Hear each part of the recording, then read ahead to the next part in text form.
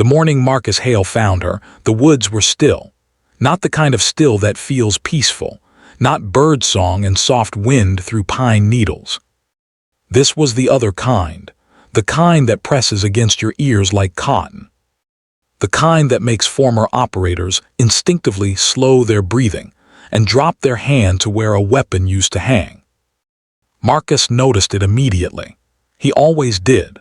14 years with SEAL Team 3 had rewired his nervous system in ways that no amount of civilian life could ever undo. He didn't sleep through sounds, he categorized them. He didn't walk through unfamiliar terrain, he read it. The wilderness around Grover's Hollow, North Carolina, dense and dark even in late October morning. With the tree canopy thick enough to make noon feel like dusk, was as unfamiliar as any landscape he'd moved through. He'd only been here 6 weeks. 6 weeks since he'd loaded everything he owned into a rusted F-250 and driven from Virginia Beach without a destination.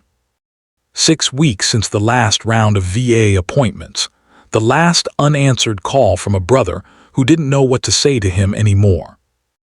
The last night he'd sat in a parking lot for 40 minutes because he couldn't make himself go inside a grocery store. He hadn't planned on Grover's Hollow.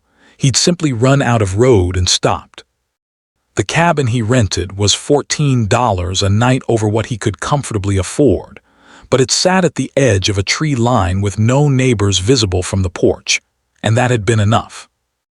The only thing that pulled him out of that cabin every morning was Ghost. Ghost was a Belgian Malinois, 6 years old, 72 pounds of intelligence and loyalty wrapped in tawny fur, and a single white patch over his left eye, hence the name. He'd been Marcus's military working dog for 3 years during his final deployment rotation. When Marcus had medically separated from the Navy, the paperwork to adopt Ghost had taken 8 months. 8 months of wondering if the one constant in his life would be handed off to someone else. When Ghost finally arrived at his apartment door, Marcus had pressed his face into the dog's neck and stayed there for a long time. Ghost pulled slightly ahead on the lead now, nose working overtime, ears swiveled forward like 2 radar dishes locked onto a frequency Marcus couldn't hear yet. Marcus stopped walking.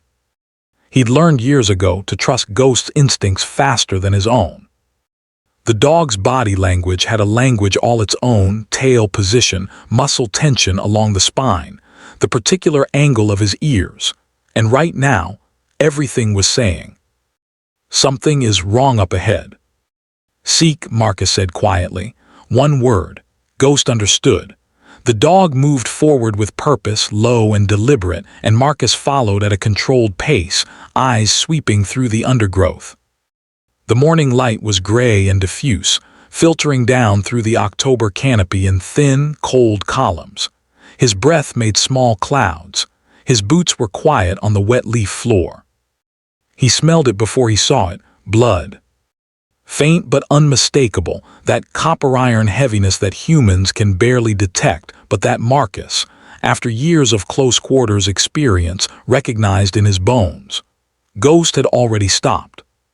He was standing 15 yards off the main trail at the base of a wide white oak, and he was perfectly still in that specific way he'd been trained, body rigid, gaze fixed, not barking.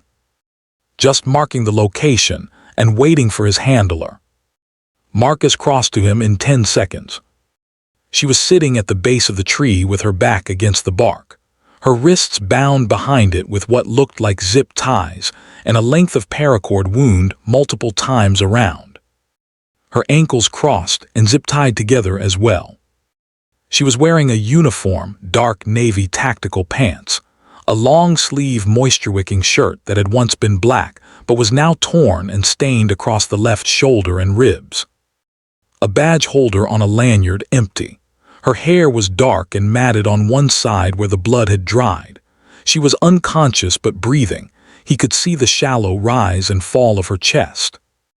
Marcus went to one knee beside her and immediately began a primary assessment. His hands moved with the practiced efficiency of a combat medic: airway, breathing, circulation. Her pulse was there, steady but not strong. The wound on the side of her head was a laceration, probably from a blunt impact rather than a blade or bullet. The blood was old enough to have dried at the edges.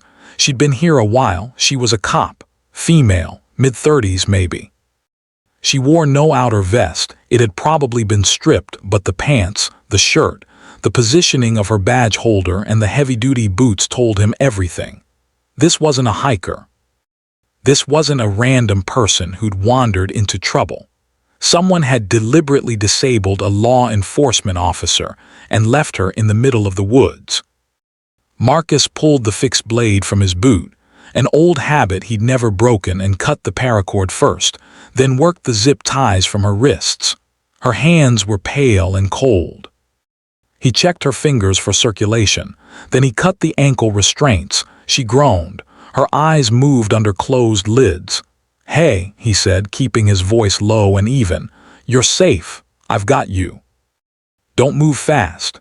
Her eyes opened, brown, unfocused at first, then sharpening with a speed that told him she was a professional. Even half-conscious, her first instinct was to take inventory of her environment. Her eyes moved to him, then to the dog, then to his hands. "Who?" Her voice came out cracked and dry. "Name's Marcus." "I'm not a threat. Can you tell me your name?" She blinked, swallowed, her jaw tightened against pain. "Reyes," she said. "Detective Elena Reyes, Grover's Hollow PD. Detective Reyes. I'm going to get you out of these woods. Do you know how long you've been here?" She tried to move and immediately winced, a sharp, involuntary sound that she cut short with the discipline of someone who didn't like showing pain in front of strangers. "Since last night, early, maybe 8-9 p.m., Marcus did the math. 10 hours minimum in 38-degree October temperatures. Mild hypothermia was a real possibility. He pulled off his fleece-lined field jacket without comment and draped it over her shoulders. "I have a radio," he said. "Can reach emergency services." "Wait." Her hand came up and caught his wrist. Not weakly, her grip was firm and her eyes were suddenly very clear. "Before you call, I need you to listen to me." He met her gaze, held it. "I'm listening." She studied him for 3 full seconds, the face of someone who'd spent years reading people professionally, trying to determine if he was what he appeared to be. Whatever she found there must have been enough. "The men who did this," she said carefully, "they have a radio scanner. They'll hear your emergency call and know someone found me before they can come back and finish it. There's a burner in my left boot. Under the insole." Marcus reached down, found it exactly where she said. "Old model flip phone, prepaid, 1 contact saved." She told him who to call and what to say, short, coded language that meant nothing to an outsider, but would bring the right people without broadcasting the location on any monitored frequency. He made the call in under 30 seconds. Then he sat back on his heels and looked at her.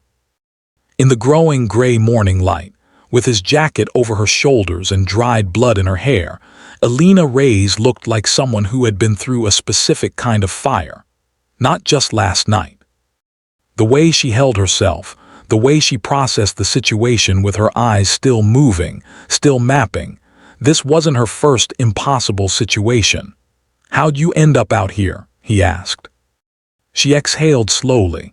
"I've been working a case for 8 months, off book. Trafficking pipeline running through 3 counties using Forest Service roads. I got close enough that they decided to do something about it." She paused. "I wasn't supposed to survive the night." Marcus said nothing. "You have military written all over you," she said after a moment. It wasn't a question.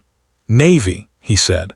She nodded once, as if that explained things that didn't need explaining. Ghost had moved closer to her in that quiet, deliberate way he sometimes did with distressed people, and she'd let her hand rest on his side. He stayed completely still, letting her. "What's his name?" she asked. "Ghost." Something moved across her face, a flicker of something she shut down quickly. She looked at the dog for another long moment. "Good name," she said softly. They waited. Marcus kept his eyes on the tree line. Not once did he stop watching. Alina watched him watching, and she was quiet about it, and the woods held that strange, compressed silence around them. 40 minutes later, the sound of boots on wet leaves came from two directions simultaneously, coordinated, quiet. Marcus was already on his feet and positioned before they emerged from the undergrowth. When the two men who appeared wore plain clothes and had the very specific posture of federal law enforcement trying not to look like federal law enforcement, he stepped aside. The taller one looked at Marcus with that particular expression, assessment, suspicion, a question forming. "He found me," Alina said before anyone asked. "He's clear." That was apparently enough. They worked quickly and efficiently, checking Alina's vitals, calling in a secondary team, establishing a perimeter. Marcus stayed out of their way and let Ghost sit at his side. He watched them work. He watched how Alina immediately shifted from victim to participant, directing responses, correcting the angle of the perimeter.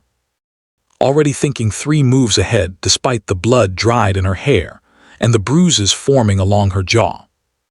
He found himself thinking she hadn't called out for help last night, she hadn't screamed. She had sat in the dark and the cold and waited, conserved her energy, stayed quiet. She'd known that making noise in the wrong direction would end her faster than the cold would.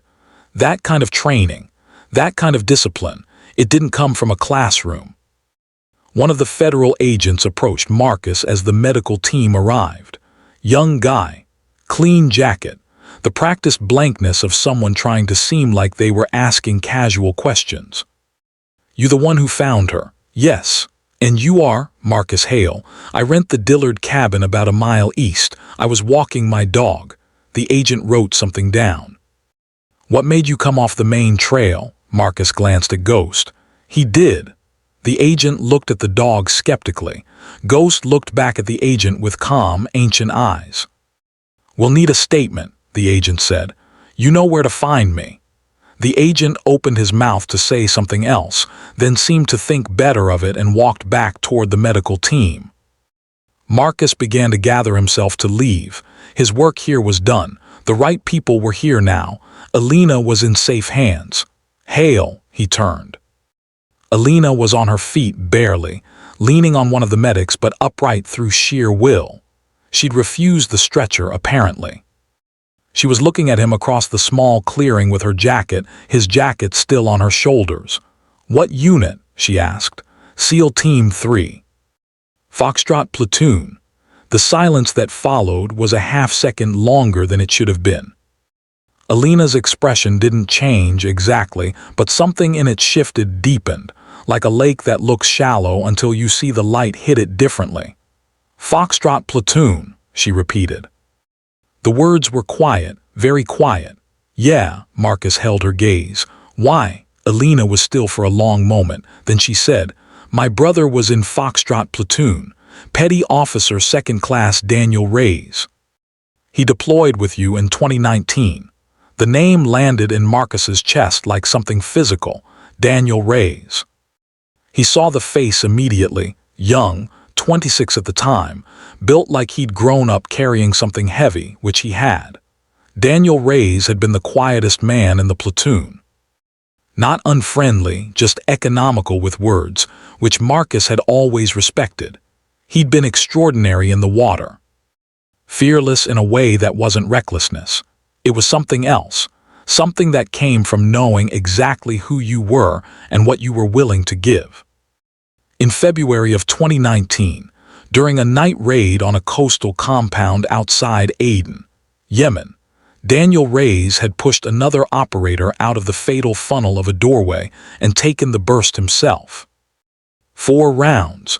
He died before the medevac touched down. Marcus had been the one holding him. He'd spent 2 years trying not to think about that night and thinking about almost nothing else.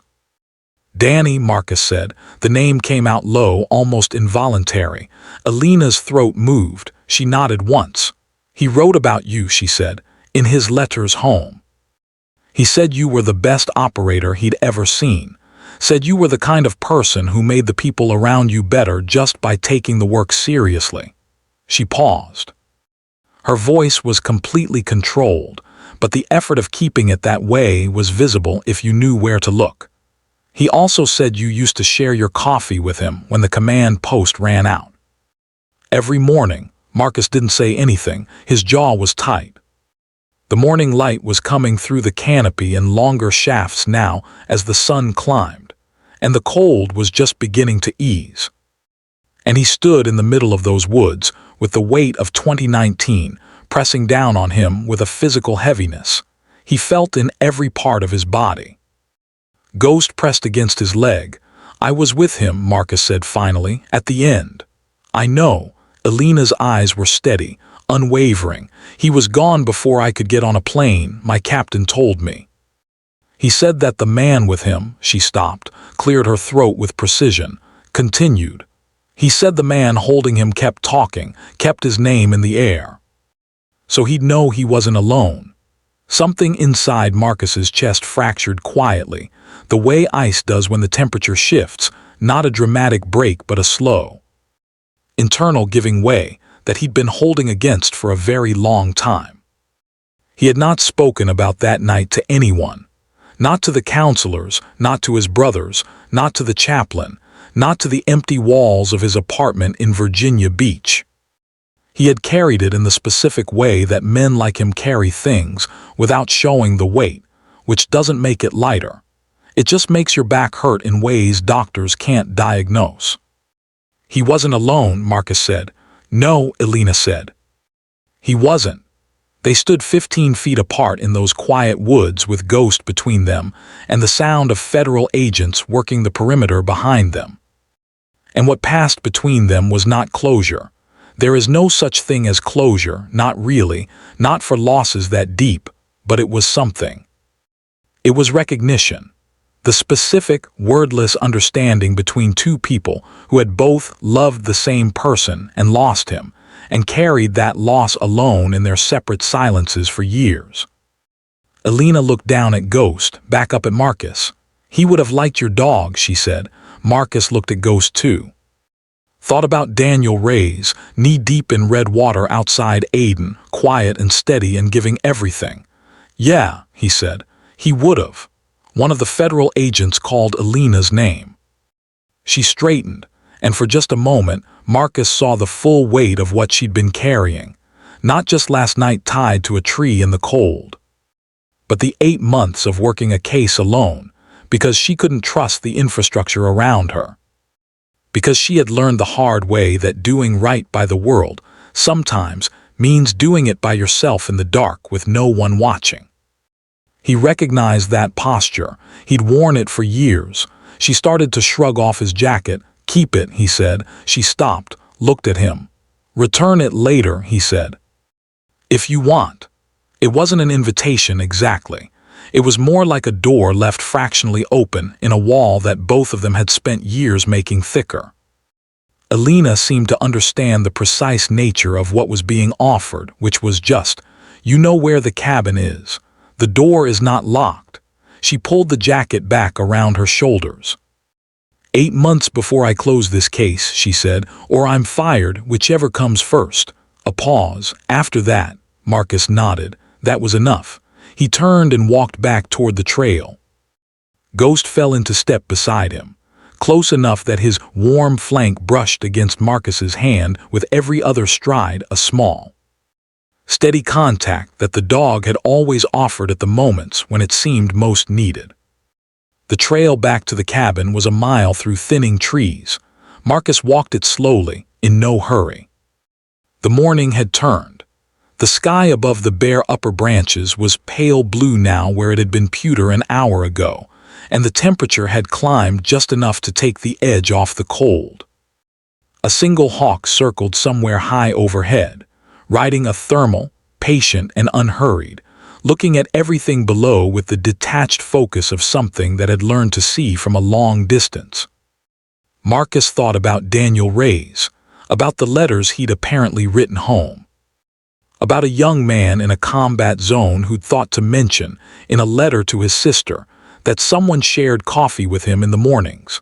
The smallness of that detail. The way small detail are the only things that survive the wreckage of large events. He thought about Alina, sitting in the cold all night, not out of helplessness, but out of the specific, grinding discipline that grief sometimes builds in people, the way pressure builds diamonds. Quietly and without acknowledgement from anyone. 8 months of working a case that could get her killed, because she decided that some things are worth finishing regardless of the cost. He thought about Ghost, pressing against his leg in the woods. He thought about the cabin waiting at the end of this trail, the small table with 2 chairs that he'd never used both of, the window that looked out at the tree line. The cold mornings that he'd been trying to survive one at a time. It didn't feel quite as final as it had yesterday. He couldn't have explained why exactly. Nothing had been resolved. The weight he carried was still there, every ounce of it. But there is a difference, small and significant, between carrying something alone and knowing that somewhere nearby, someone else is carrying something similar. That knowledge doesn't have the weight, but it changes the quality of the silence. Ghost looked up at him as they walked, those pale, intelligent eyes, that white patch over the left eye. "Good work today," Marcus told him quietly. Ghost's tail moved once, twice, a slow and dignified acknowledgement, and they walked on through the brightening morning, through the thinning trees. Back toward the small cabin at the edge of the world that Marcus Hale had stopped at because he'd run out of road, and which felt, in some way he couldn't articulate and wouldn't have tried to, a little more like a place he'd been meant to reach. The woods settled back into their ordinary silence behind them, not the pressing silence of before, something softer, the kind that holds space for things.